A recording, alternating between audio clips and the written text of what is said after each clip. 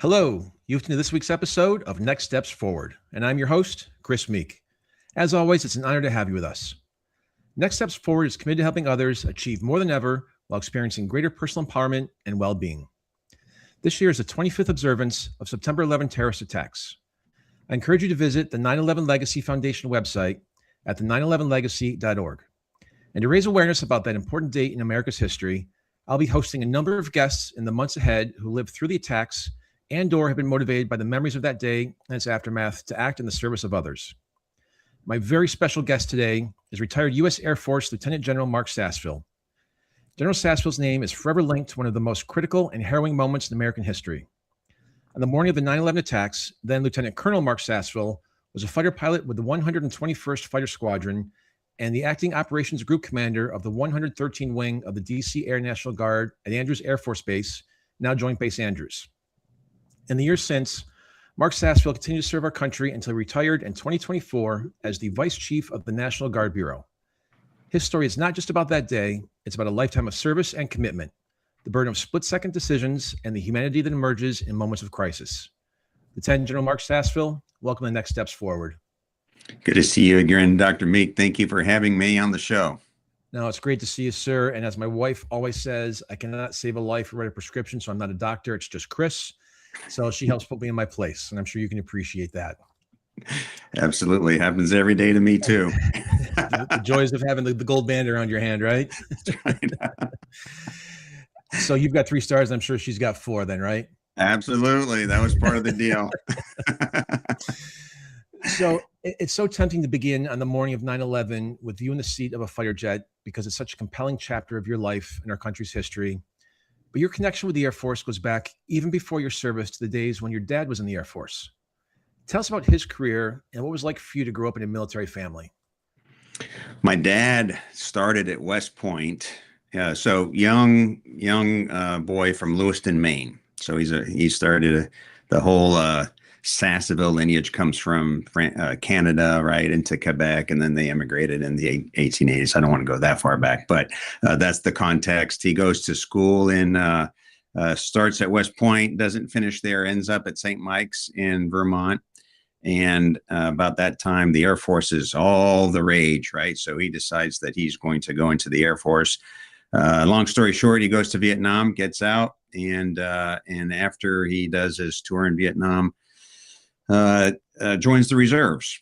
And so for most of my recollection of his professional career, it was really in embassies overseas. He was part of the defense attaché office in quite a few embassies, mostly in Europe, North Africa. And I remember clearly him getting ready for his tour of duty as an Air Force reservist and intelligence officer. And then after that overseas part, when he retired, he continued to help out and do contractual work with some folks around the DC area. So I loved every opportunity that he had to go and do his active duty service when he was overseas, and that was part of what attracted me to service myself. And when did you decide you wanted to follow in his footsteps? At what age? So this was around probably my sophomore year, junior year. Everybody's starting to think about what does my future hold. And as I mentioned, he would get ready every summer to go do his 2 weeks of active duty training in Germany. And I remember him polishing his brass and getting his uniform ready. And in those days, you actually had to polish the uniform pieces, right? The little USs. He'd get his little paste out there, and then he'd shine his shoes and the belt buckle, and he just had a blast doing that. And so, as I'm getting ready for what I think my future is going to be like, that just really cemented in my mind. And he's had such a good time doing that. I says, well, maybe I'll try that as well, and that helped me get on the path for the Air Force Academy. So as you mentioned, you attended and graduated from the U.S. Air Force Academy in Colorado Springs. And attending a service academy is an incredibly competitive process.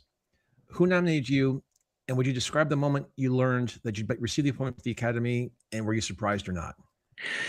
It was a competitive process. It's probably even more so these days. I got to tell you, if I were competing with what I had then, now there's no way I would have got into the academy. And that I just mentioned that because I want to give a nod to all those young men and women that are putting their name in the hat, signing on the line to go serve our country. I couldn't be prouder of them, and I think we're in great shape. I was just out at the academy in February for the National Character Leadership Symposium that the superintendent puts on every year. And I was so impressed with the caliber of people that are getting ready to lead our country. What I was surprised that I got in. I was happy that I got in. I had also put in for Princeton, and I remember getting the letter from the person that I interviewed with. Again, this was overseas. We were in Spain at the time, and the person that I had interviewed with, in no uncertain terms, told me that I was not Princeton material. So that energized me, that motivated me, and so I was very happy to get my appointment to the academy. I'll say at the same time, though, as soon as that hits, man, it's all right. Now it's game on, and the terror starts to come in as well, because now it's getting real, and what are you expecting, and who knows what's going to happen, and all the challenges with that. So yes, it's a combination of feelings, all simultaneously descending on you when you do realize that you've made it. And the nomination process requires not only academic achievement, but leadership and character. How do you demonstrate those qualities so that others saw them in you? I do have to, I did miss a key part of your previous question. Olympia J. Snow is the one who nominated me from Maine, and that was an overseas appointment. And so all of these qualities in terms of what you bring to the academy, and then some of them transfer on the way out in terms of leadership and mental, academic capability. I didn't think I was any different than anybody else. I knew some other people that were applying to the academy, and then when I showed up, we all pretty seemed to be in the same at the same level. So I did, sports just like anybody else, and I studied hard, and I stayed out of trouble, and I think those were keys to my success, at least to get in and probably survive. That's the other part of it, right? Getting in is one thing, and surviving the 4 years and then graduating, clearly another proposition. So I want to get to that in a second, but I want to go back to what you said a few moments ago about today's men and women joining the academies or just joining the service in general. A few years ago, I worked on a project with Dr. Joel Cupper-Smith at Georgetown and General George W. Casey Jr. for the 50th anniversary of the all-volunteer force. And what are your thoughts now? So that was maybe 2 or 3 years ago, all-volunteer force. We seem to start getting some record numbers coming back in the last few years after dipping maybe 4 or 5 years ago. What are your thoughts, and what do you have to tell, today's young men and women who are looking to join the military? So I think the proposition today is much different than it was back in the day. So when I went to the academy, I started in 81, graduated in 85. That was only 9 years after the end of the Vietnam War. And we have lived with this proposition of having an all-volunteer force up until Vietnam. It was a draft. I think the Vietnam conflict taught us a great deal about the kind of military that we as a free nation need to have. And that propelled us into this all-volunteer force. Of course, there are going to be ups and downs. There are, all sorts of national security issues that shape the idea that people want to join. Wars obviously have a huge impact on that. The economic situation changes all that. But one of the themes, and we'll talk more about this at the end, is the idea that the things that we enjoy aren't free. Somebody has to stand up and participate in guaranteeing, or at least doing what you can do to keep what we have and put the nation at the forefront of all of our minds, right? And that's a hard thing to do.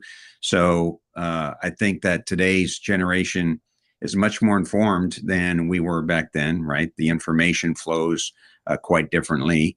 they can make a better assessment on what it is that they want to do. And I think that the generation today and in the future generations go into a life of service with a much clearer picture of what they're getting into.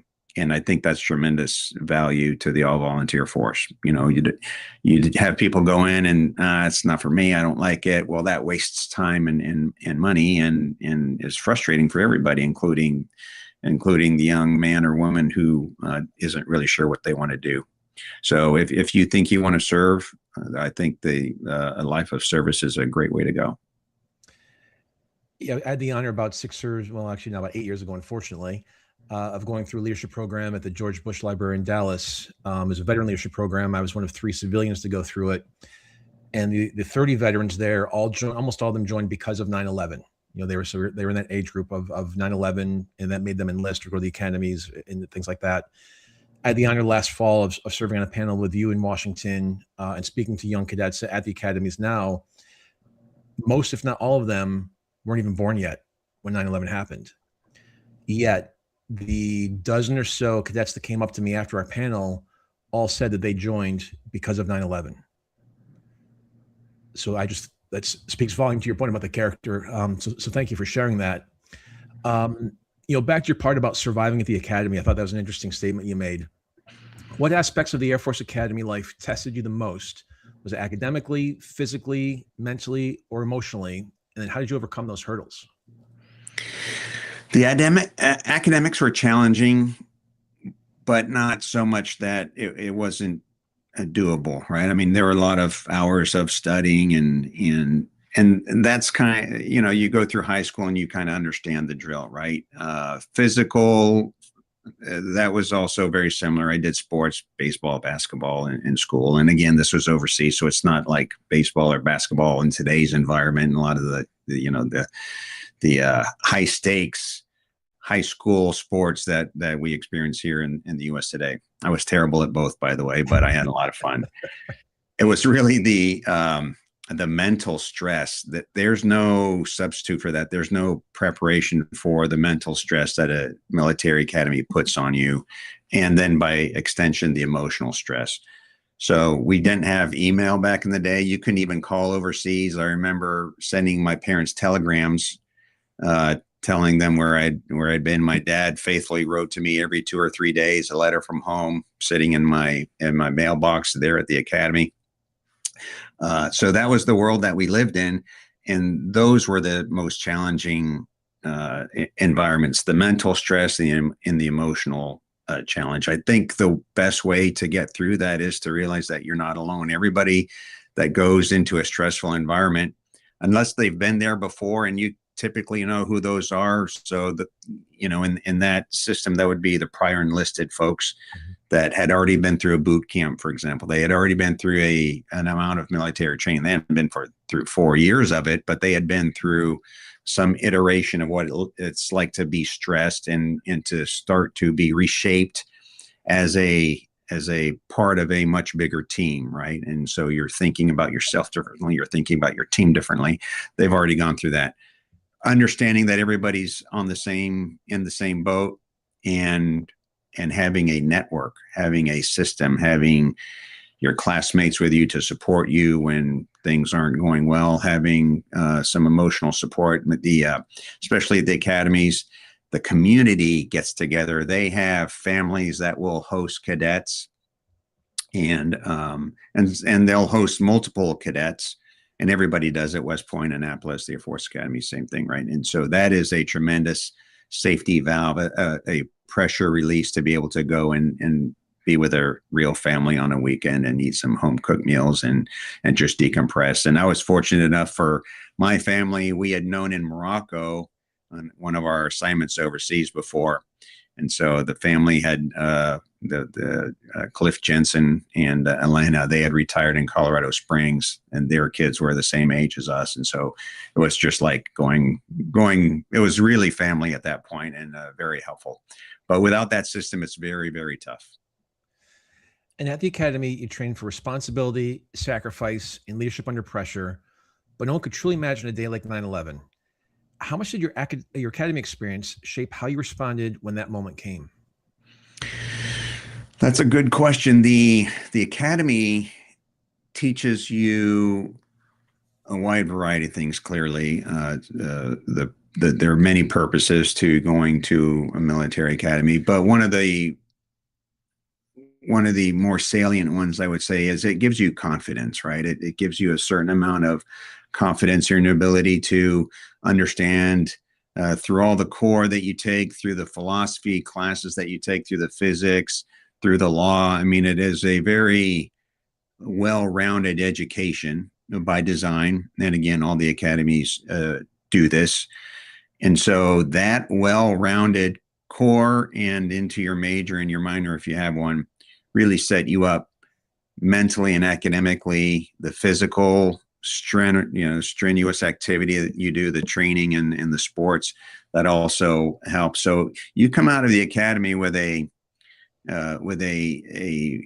sense of, yeah, I can do this, right? I can figure this out, and it gives you the baseline confidence that you can handle anything that's thrown at you. Whether that's accurate or not, that's a different story. But at least you feel like you're bulletproof and you can handle any kind of curveball. So I'm just going back to what you said at the beginning of the show about how the interview person said that you're not Princeton material. Yeah. Yet you can fly a fighter jet for a couple $100 million and protect our nation. So hopefully that person, saw your name later on in your career. So Sass, take us back to the morning of September 11th, 2001. How'd your day begin, and how and when did you learn our nation was under attack? 2000, that day was just a normal day, just like for everybody else in the nation, going to work, doing the standard routine. Our scenario was we had just come back from a deployment to Las Vegas. It's one of the top exercises that we do in the Air Force. Red flag out at Nellis.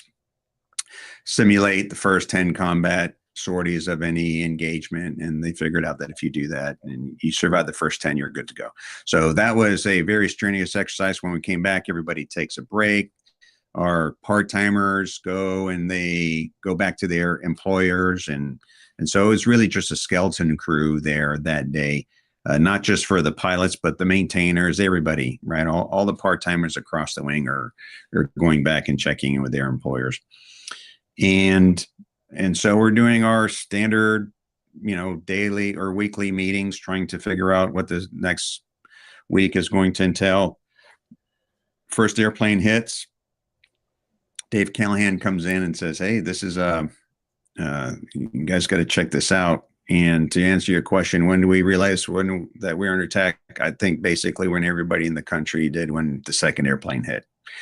We didn't have any special intelligence. We weren't plugged into anything. And so all the information that we are getting, we are pulling actively, trying to find out what's happening. But frankly, there wasn't much out there. The best that you could see was with your own eyeballs and what's being reported on CNN. That was the best piece of intelligence that we had. So yeah, the other aspect of this was we're recovering as a normal unit. We were not an alert unit at that time, right? And so we are not prepared. We're not trained. We don't have the processes to do airborne alert. The unit clearly does now, and we spent many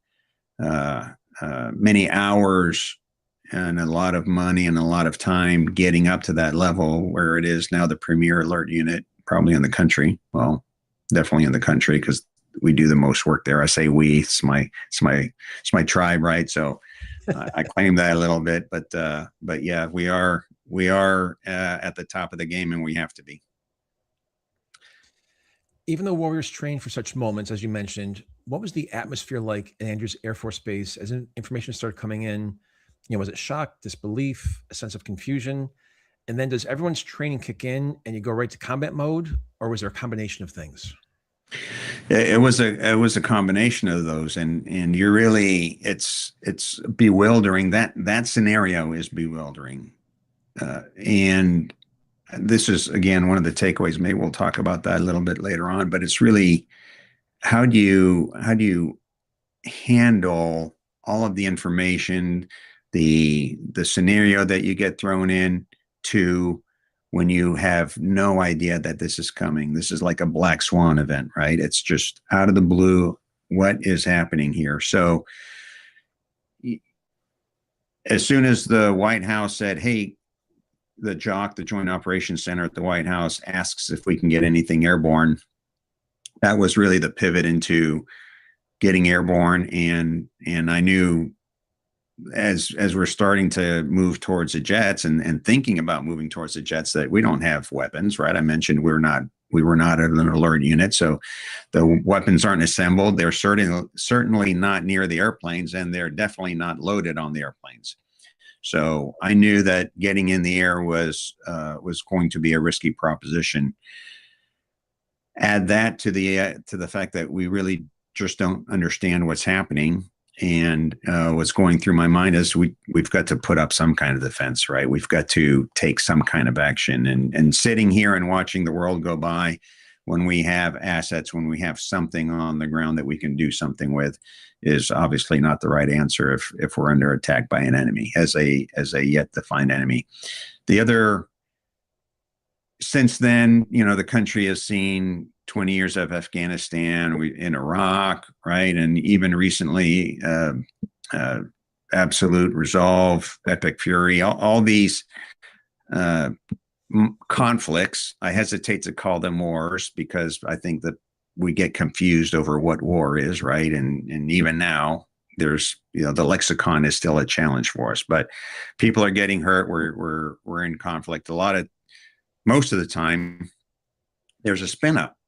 There's a warning order. There's a prepare to deploy order. And during that time frame, everybody's getting ready. You build the rules of engagement. You train. You think about the scenarios. You think about the environment that you'll be operating in. You review the weapons that you have. You review the types of targets you might be going after. There's a prep phase. For 9/11, we went from peacetime to wartime in a split second. And that was a real challenge. And that explains how we responded, the way we responded.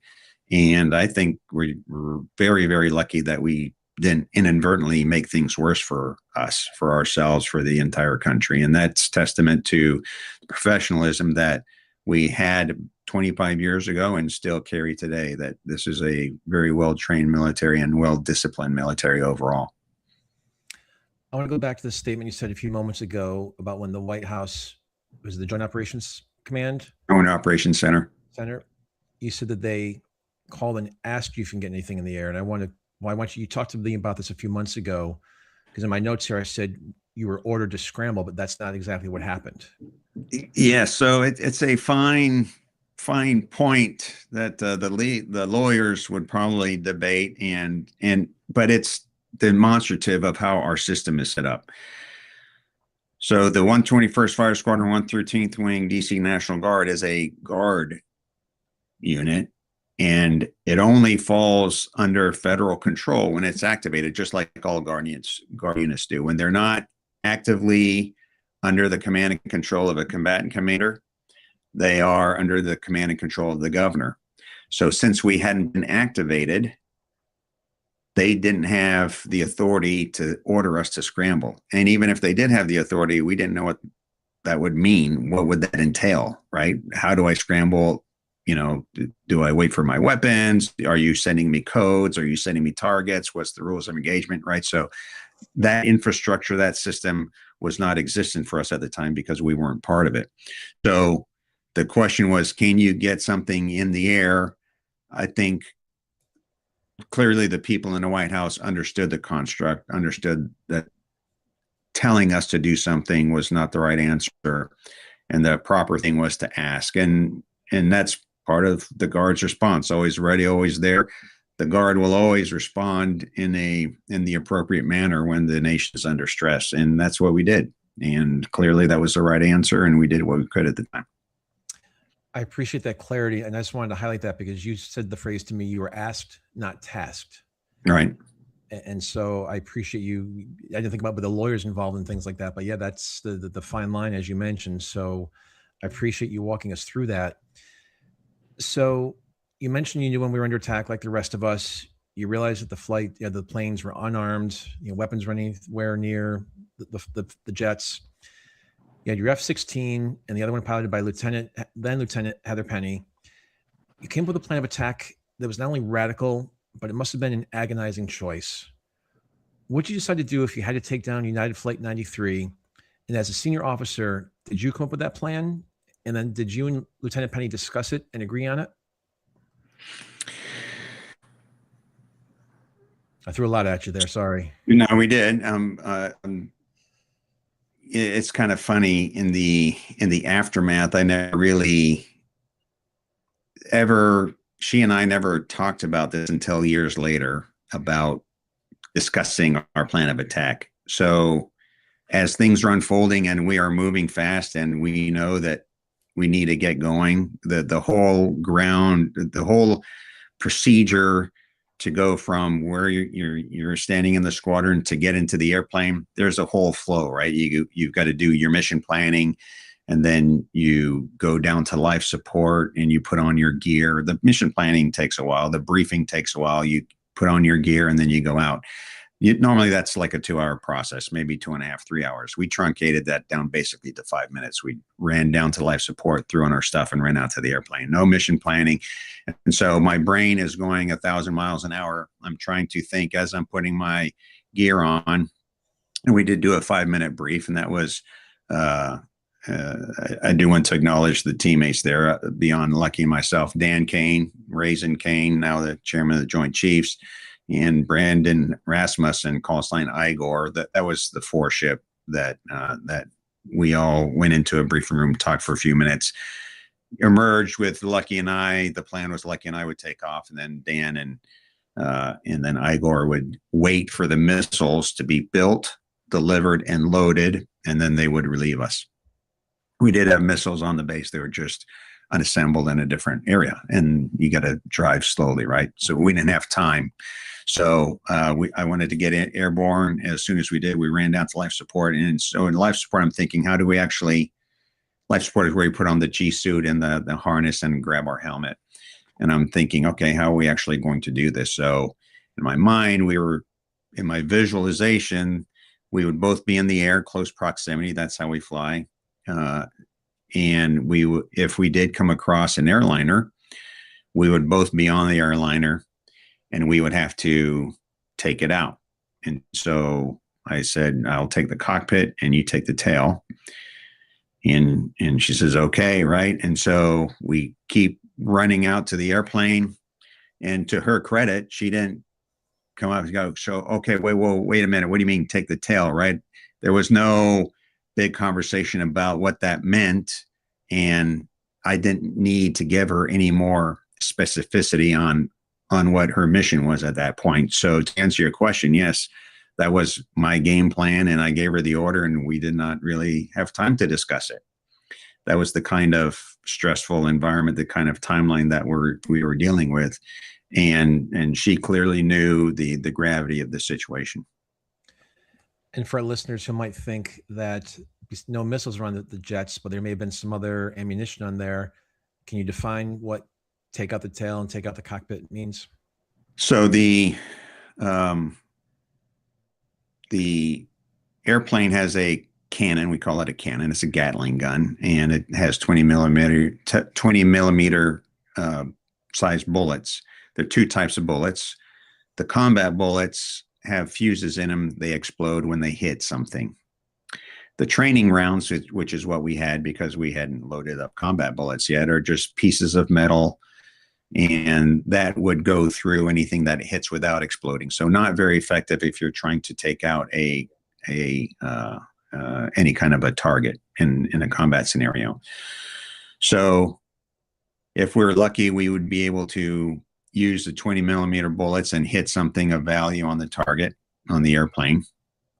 And we practice to do that, right? That's a skill that we train to, and we feel comfortable with shooting another airplane. Normally that's a fighter, right? And training and practicing how to do that. We never trained on how to take out airliners. Back in the Cold War, we used to train on taking out bombers, So that was different, but that was a Cold War thing that I had, and she joined after the Cold War. So that was not really in her bag of tricks. But I didn't expect the bullets to be very effective and to actually disrupt the flow of the airplane. If it was on a glide path to actually hit a target, White House, Capitol, whatever remained standing by the time we got out there, if that's what the enemy was intent on doing, we would need to hit key parts of the airplane. And so that was basically hitting the airplane with our airplane, if that's what it took. And that's essentially what I was telling her. I'll take the front end of it, try to just, break apart the control mechanisms, right? So the cockpit, the yoke and the rudder and the engine controls, disconnect basically the cockpit from the rest of the airplane to render it uncontrollable. And taking out the tail would also have the same effect. And one thing I want to share that I learned from Lucky was that her father was a commercial airline pilot for United. Yeah. And often flew out of Boston. Yeah. So she's on this mission, not knowing if dad's in the cockpit or not, but she knew her job. Right. Right. I just can't imagine what that would do to someone's psyche. And maybe as a follow-up to that, excuse me, did the sense of how unprecedented this mission was weigh on you? Or at that point, are you just totally focused on what had to be done? No, I can feel it. So this is part of my mental process, the moral implications of taking out an airplane full of non-combatants, right? We don't train to do that. We never have. There are quite a few different philosophies of war, the just war, right? And so there's a handful of ways you can approach this. So I settled on the utilitarian approach, which is, the needs of the few is the needs of the many. And that's where I landed. And I can't really see another viable approach at that moment. And that goes back to the academy, right? That's where I learned, that's where you learn about war, right? And then that's to be expected. So the morality of it is not lost on me. The unique situation that we're in, where we're defending our capital from an enemy with using weapons that aren't really weapons. And this is another aspect of this attack versus Pearl Harbor, which, by the way, almost exactly 60 years prior, Pearl Harbor was a military attack on a military facility. 9/11 was not. 9/11 was a attack using commercial infrastructure, commercial airplanes, transportation, critical infrastructure set on government facilities. They didn't go after fielded forces. They didn't go after a base. They didn't go after a ship. They went after government, and they went after the financial institutions up in Wall Street, up in the towers, right? And so that is a completely different dimension of this attack, and one that we had primarily a military response to, because that's the only thing that you can have at that moment. But it wasn't a military on military attack, which was another aspect of the unique nature of the 9/11 attacks.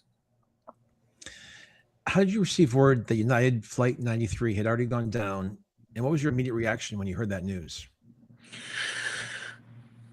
So we didn't know when the White House asked us if we could get anything airborne and to look up the river. That was part of the communication. We didn't know that they were asking us to find Flight 93. We found out later what all that was about. And as the timeline worked out, by the time we actually got airborne, Flight 93 had already hit. So I didn't find out that Flight 93, I didn't find out about any of this aspect of the timeline until much, much later, after the first sortie. Putting it all together again brings it home, in addition to Lucky's story about having to attack an airplane that her dad might be in the front of, really brought it home for me that flight that they wanted us to go after was still out there, right? It hadn't crashed yet, and we hadn't found it. And thank God for those people on the airplane who took matters into their own hands. They're the real heroes, I think, of 9/11. Everybody played a part. First responders, yes, we had a piece. But if they hadn't done that, there's no telling where Flight 93 would have hit. And it would probably have been more devastating than the first three hits, is my guess, because the only targets left are the White House, the Capitol, and behind the Capitol, obviously, the Supreme Court. So any of those major instruments of government would have been a terrible, terrible thing for the nation to have to withstand and to rebuild from, frankly. So I think that, and every time I talk about this, I do mention the Flight 93 heroes and the actions that they took, and we owe them a tremendous debt, we the nation. You had your fighter pilot training, which is among the most demanding in the world, in 1985 and 86. What did that process teach you about yourself? Again, that's another great confidence building thing. Anybody who's been a pilot and has gone through their first solo, that's terrifying. So you want to talk about confidence building. Taking an airplane, because you train with an instructor pilot right next to you or right behind you. And so you know that there's somebody who's going to save you. But when you are taking your first solo, your life is literally in your hands. It's up to you. There's nobody there to save you. If you screw up, you're going to pay for it one way or the other. So each step, each sortie that you take going through training just increases your confidence in yourself and your understanding of the mission. So back then, pilot training was year long. And then I went to lead-in fighter training in New Mexico for 3 months. And then Florida was the F-16 specific training. But the real training, and this goes to your question, what did you learn about yourself? The real training comes when you get to your operational unit, because now you're closer to the mission.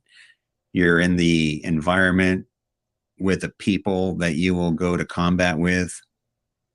You're in the environment.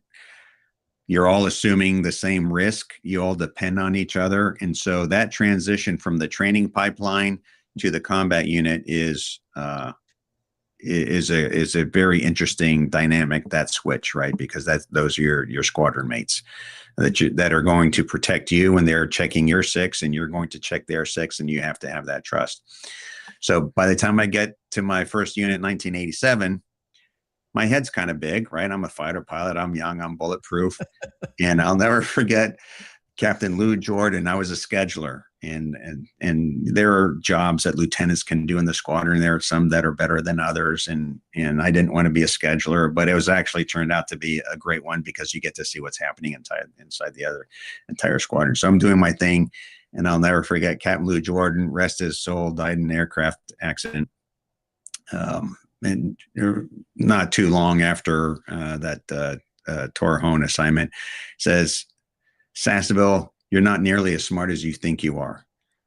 So get off it and get to work," right? And so that's a recaging. That's the kind of value that you get from honest feedback from the guys and gals that now that you're going to go to war with. So you learn a lot in that first operational assignment, which I think from a pilot's perspective, and it's got to be the same with boat drivers and tank crews and so forth and so on. That first assignment is so formative in your development because of things like that. You get honest feedback, and it's a completely different situation. But you'd rather hear that than you're not Princeton material, I'm sure. Absolutely, any day. To what extent does training prepare pilots for the unimaginable versus just the unexpected? And you mentioned the utilitarian theory used before on 9/11. Did you receive ethics training at the Air Force Academy or flight school that was part of your thought process on 9/11? Yeah, plenty of ethics training at the academy, plenty of ethics training after. That's different than, I think, that's certainly a component to the environment, the unknown, right, that you might be going into, I think that this is actually probably something that's under taught, which is the idea that, and you get a little bit of it. Let me correct the record there. So you're flying any kind of complex machinery, especially airplanes, we have checklists, right? And so the checklist tells you how to do things in a normal environment, but the checklist also tells you what to do if there's a problem. And so the checklist has a section for there's a problem with the engine. It's like your owner's manual in a car. Here's what you do if there's a problem with the flight controls. Here's what you do if there's a problem with hydraulics. So you open up to the page and it's very specific and you're trained very clearly. Don't try and make your own checklist, right? Because the pros, the engineers, they figured all this stuff out. So go line by line by line by line. But at the end of all that, a checklist can't regulate every possible scenario. So there's always if it's not in the checklist, figure it out, do the best that you can, right? And so that part comes out quite frequently, right? Which is there's no possible way to regulate every scenario. You're going to have a little bit of ingenuity. You're going to have to take the initiative. You're going to have to pull information, whatever it takes to do the best job that you can in that scenario. That kind of translates, I think, into combat environments where you have a target, you have a scenario, you've got everything planned out, but part of the plan is always to list out the contingencies. Well, what if this happens? What if that happens? What if that doesn't? What if the tanker doesn't show up? What if I don't get gas? What if somebody aborts and we plan to take 4 airborne, but only 3 can get in the air because somebody breaks, right? All these different contingencies. I think that also helps think through the unknowns and the surprises, but it really doesn't set you up for a scenario like 9/11 or a black swan scenario where the entire environment's changing so rapidly that you're in a completely different dimension now, right? You've gone from a peacetime to a wartime scenario in a matter of seconds. And so I think we can do more with that. I think that that extrapolates out of the military. I think that extrapolates into business, right? Into diplomacy, into all sorts of different parts of who we are and parts of our lives into society, how we can prepare better for that is something to think about. And as a follow-up to that, I really appreciate that. The stakes obviously cannot have been any higher on 9/11. What can others learn about leadership under extreme pressure from your experience? So that's also a thing, right? And that's nothing new. I don't think that we practice that enough. There are ways to practice for pressure situations. We in the Air Force used to do that quite regularly. They were inspections. And the inspections really are the bits, the building blocks that train you for that, to get you to that point. We kind of gave up on the inspection because a lot of people thought, oh, this is too much, we're wasting too much time. But we started to lose this idea of, hey, this really prepares you for this scenario because it pressurizes you in a peacetime environment artificially, but that's what gets you ready to go to war. And so I think inspections are a key way to do that. Exercises are a key way to do that. And that's a clear sign. If you start to not put money and time and prioritize those, you can really start to deteriorate your ability to respond and to react like that. So that's a takeaway, again, not just for the military, right? Any law enforcement agency, any not just federal agency, but again, businesses probably ought to have some kind of routine exercise on, well, what if this happens, depending upon what you're into, right? But what's the worst possible thing that can happen in your environment, and you should train and practice against it and think through it. After spending so much of your life in uniform, how did you redefine your purpose and identity once you retired from the military? You obviously knew when you were going to retire, but were you really prepared for life's next chapter? I was, but here's why. Because I spent 14 years active duty. I had separated already. I went to Delta Airlines. I went commercial. I went to the National Guard. So I had already made that mental leap. I knew I had a better idea what life in the civilian world was going to be like. But that's unusual. Most folks don't. I think Guard and reservists who are part-timers and spend life in uniform and have spent adult life out of uniform have an advantage in that sense. Because I did not identify myself, as an odd way to put it. Being an airman is not who I was. It's what I did.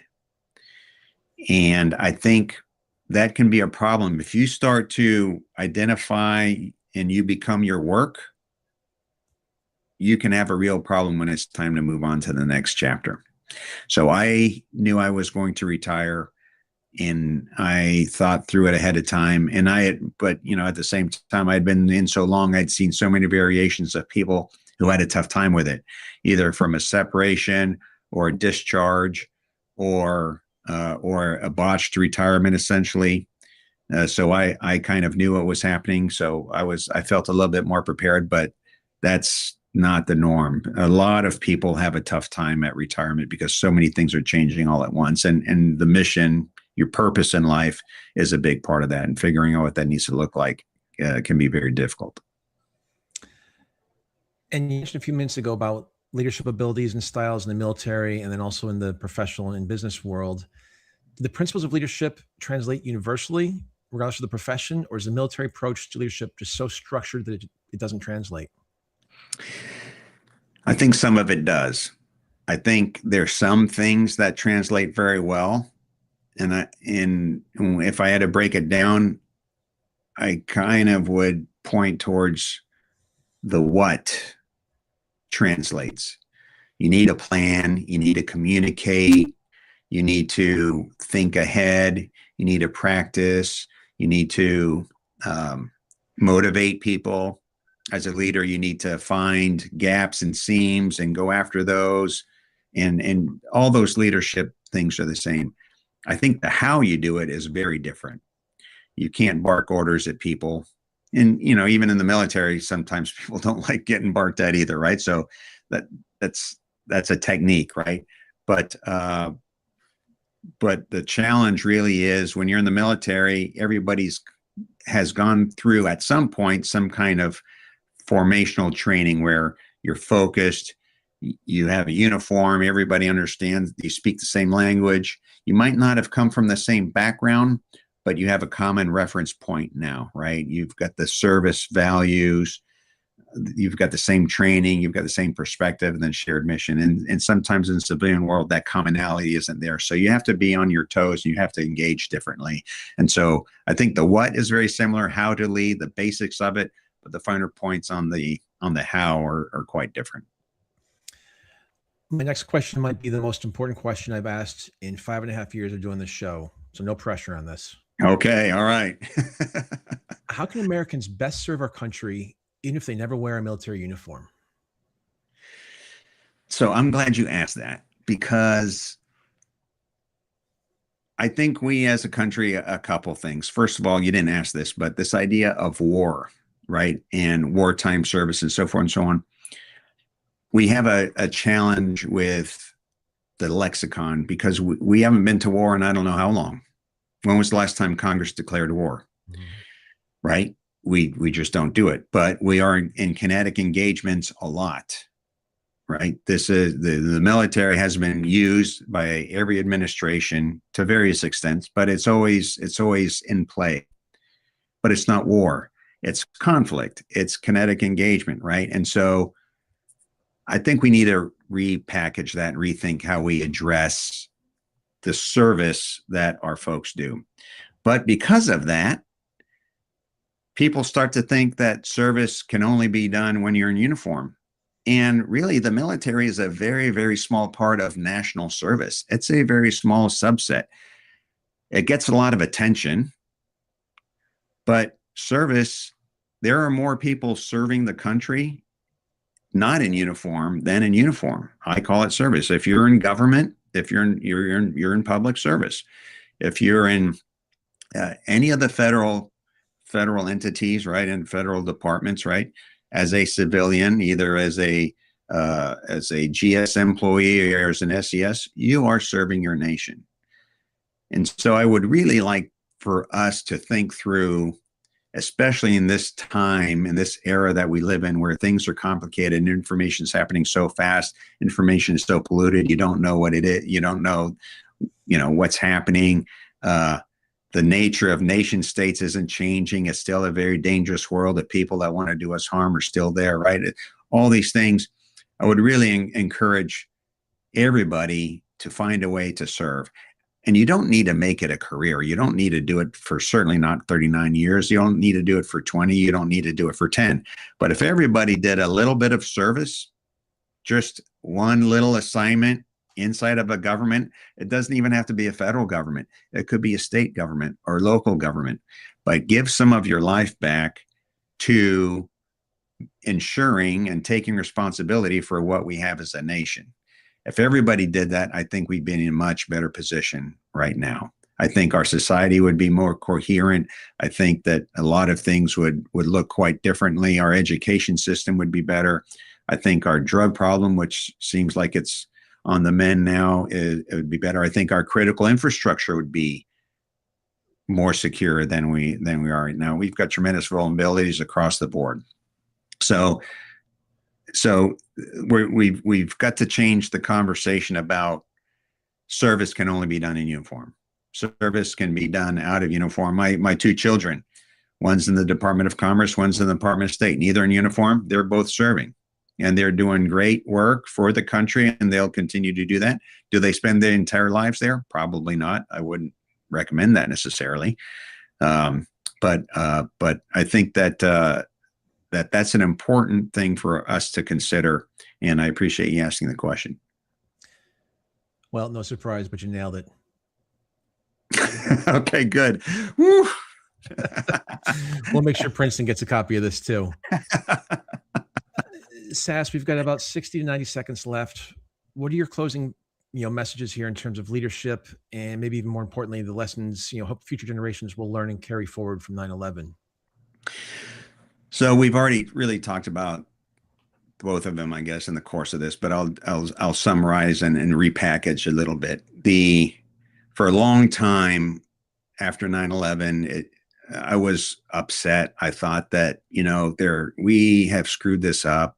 We, the military, we, the nation, those of us in charge of the defending the country, really dropped the ball. We've got to figure out how to prevent that from happening again. It took me a while to figure out. We're not going to figure that out. We can't prevent that from happening again. The best that we can do is train ourselves, and you asked this question, to respond in a rapid, effective manner and to go from defense to offense as quickly as possible. That's really what the next generation needs to do, is get ready, be ready. So that's takeaway number one. Be ready to respond and to shift and train yourself. Train yourself, train your teams. It's going to happen. Be ready for the change. Hopefully it isn't catastrophic. If it is, figure it out. And then point number two is what we just talked about as well, serve. So be ready and serve. Serve in some kind of capacity. Take responsibility and have some skin in the game, because there are a lot of people that are serving, and it shouldn't fall on their backs. Everybody should have some responsibility to enjoy and take advantage of the great things that this nation has to offer. Retired Lieutenant General Marc Sasseville, it's been an honor having you with us today. Thank you so much for your time, sir. It was great seeing you. Great to see you again, Chris. Thanks for the time. No, thank you. And thanks to our listeners. We'll see you next week, same time, same place. Until then, stay safe and keep taking your next steps forward.